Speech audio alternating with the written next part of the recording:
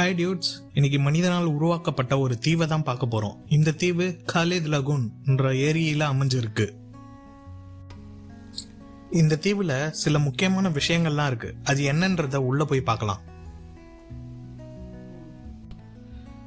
இந்த வீடியோல ஒரு சில குறிப்பான இன்ட்ரெஸ்டிங்கான விஷயத்தை மட்டும் பார்ப்போம். மீதி ஃபுல் வாக் த்ரூ வீடியோவை நான் 360 வீடியோல நம்ம சேனல்லே அப்லோட் பண்ணியிருக்கேன். அதை ஹை பிக்சர் குவாலிட்டியில வச்சு பாருங்க, நல்லா இருக்கும், என்ஜாய் பண்ணுங்க. நிலத்தையும் இந்த தீவையும் கனெக்ட் பண்ற பெரிய மர பிரிட்ஜை தாண்டி நம்ம உள்ள வந்த உடனே முதல்ல நம்ம பார்க்க போறது பட்டர்ஃப்ளை ஹவுஸ் தான், அதாவது பட்டாம்பூச்சிகள் இல்லம். இங்க மொத்தம் 22 வகையான பட்டாம்பூச்சிகள் இருக்கு. உலகின் பல நாடுகள்ல இருந்து கொண்டு வரப்பட்ட பட்டாம்பூச்சிகள்லாம் இங்கதான் இருக்கு. இங்க இருக்கக்கூடிய பட்டாம்பூச்சிகளுக்கு ஏற்ற மாதிரியே இந்த இடத்துல டெம்பரேச்சரை மெயின்டைன் பண்றாங்க, அதாவது இந்த இடத்தோட சீதோஷ்ண நிலையை மெயின்டைன் பண்றாங்க. அதனால இந்த பட்டாம்பூச்சிங்க இந்த சின்ன ரூமா இருந்தாலும் இதுக்குள்ளேயே நல்லா சந்தோஷமா இதுக்கு பிடிச்ச உணவுகளை சாப்பிட்டுக்கிட்டு இங்கேயே சுத்திக்கிட்டு இருக்கு. அதுவும் இல்லாம தினமும் பட்டாம்பூச்சிகளுக்கு எந்த உணவு தேவைன்றத அதுக்குன்னு தனியாக ஒரு ரிசர்ச் டீம் வச்சு அதுங்களுக்கு தேவையான உணவை கொடுக்குறாங்க. அதுங்களுக்கு எந்த நோயும் வராமலும் இங்கே தனியான ஒரு டீம் அமைச்சு பார்த்துக்கிறாங்க.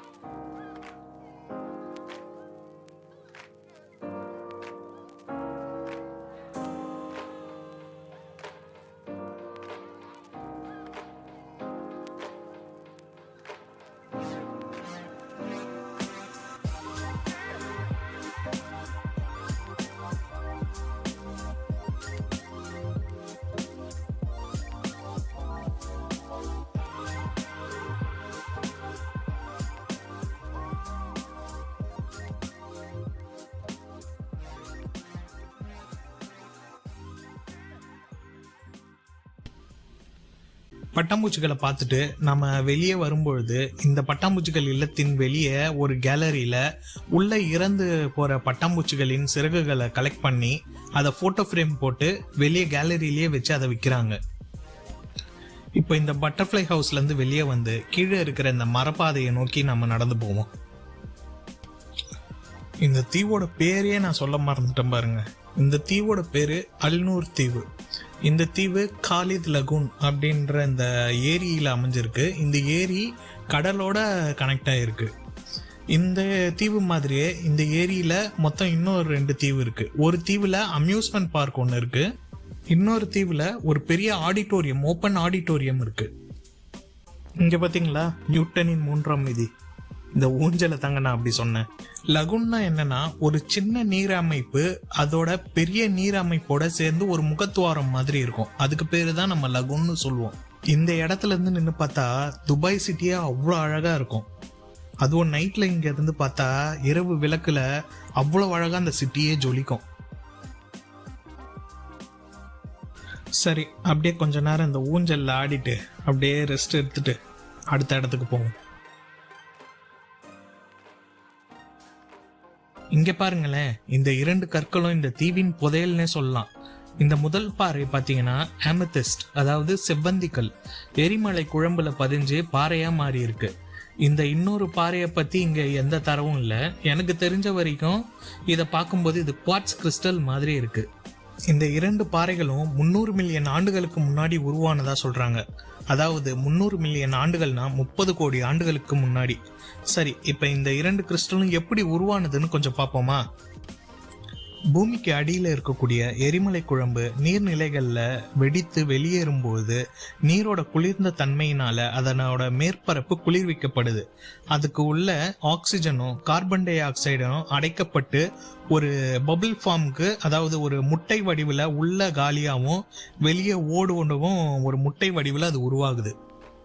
பின்னடைவுல அந்த பாறைக்கு மேல இருக்கக்கூடிய நுண்ணிய சிறு துளைகள்ல நீர்ல கலந்து இருக்கக்கூடிய தாதுக்கள், அதாவது மினரல்ஸ் உள்ள புகுந்து கொஞ்சம் கொஞ்சமா அது கிறிஸ்டலா வளர ஆரம்பிக்குது.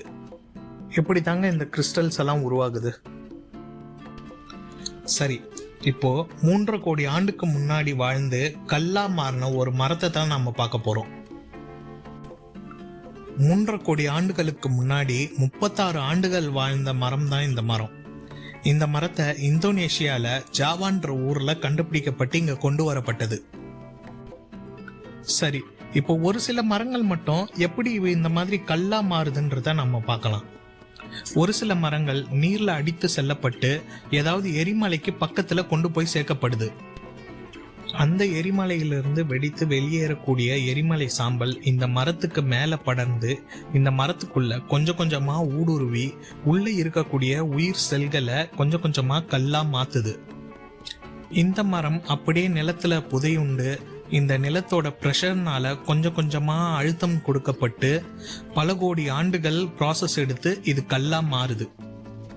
இதே போல கல்மரம், அதாவது பெட்ரிஃபைட் ட்ரீ, நம்ம எக்மோர் மியூசியம்லயும் இருக்கு. இது தாங்க இந்த தீவிலேயே உயிரோட இருக்கிற ரொம்ப பழமையான மரம். இந்த மரத்துக்கு வயது 100க்கும் மேல இருக்குன்னு சொல்றாங்க.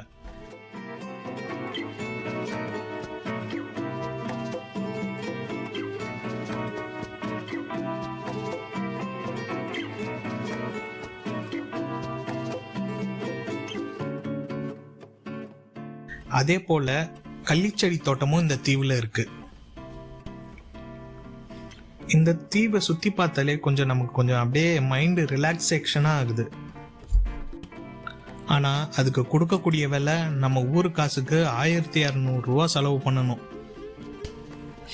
இல்லைன்னா இந்த தீவுக்கு வெளியவே நிலத்துல 8 கிலோமீட்டர் தூரத்துக்கு பெரிய பார்க் இருக்கு. மாலை நேரத்துல இங்க வந்து நல்லா ரிலாக்ஸா இலப்பாரிட்டு போகலாம். இந்த தீவுக்கு வெளியவே நேர் எதிரில் ஒரு பெரிய பேரிச்சம்பழ தோட்டமே இருக்கு. இங்கேயும் நம்ம உட்காந்து நல்லா ரிலாக்ஸா ஈவினிங் டைம்ல அப்படியே சில்லுன்னு காற்றை என்ஜாய் பண்ணிட்டு போகலாம். ஏக்கா, கேமராக்கா, அப்படியே ஃபாலோ மீ. இந்த இடத்த அப்படியே ஒரு ரவுண்ட் அடிச்சு காட்டுவோம். And that's it for today dudes. மறக்காம இந்த வீடியோவை சப்ஸ்கிரைப் பண்ணுங்க, லைக் பண்ணுங்க, ஷேர் பண்ணுங்க. மீண்டும் அடுத்த ஒரு வீடியோவில் சந்திப்போம். நன்றி.